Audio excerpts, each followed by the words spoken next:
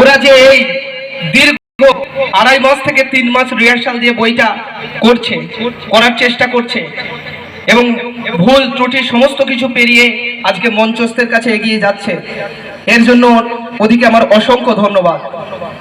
আমি এসেছি রিহার্সালে, ওদিকে ভালো করার চেষ্টা করেছি, ওরা ভালো করেছেও এবং কঠোর পরিশ্রম করে মুখস্থ করে বইটাকে রেডি করেছে।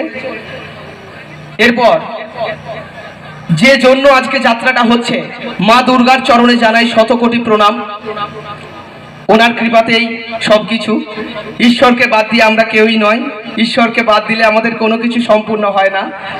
তাই আপনাদের বলবো পুরো যাত্রা দেখুন, উপভোগ করুন, শেষ সংলাপ পর্যন্ত বসে যাত্রাটা দেখুন, গল্পটা উপভোগ করুন, অভিনয় দেখুন, সংলাপ শুনুন, গান শুনুন এবং যদি কিছু ভুল ত্রুটি হয়ে থাকে নিজের মনে করে অবশ্যই মাফ করে দেবেন।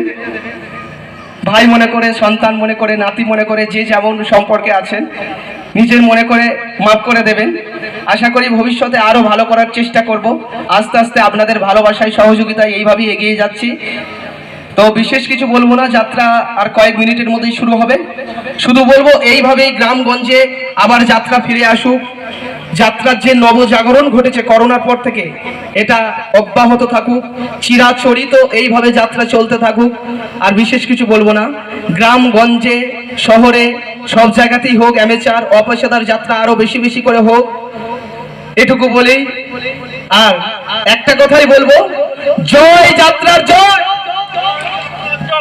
জয় যাত্রার জয়, জয় যাত্রার জয়, জয় যাত্রার জয়, জয় যাত্রার জয়।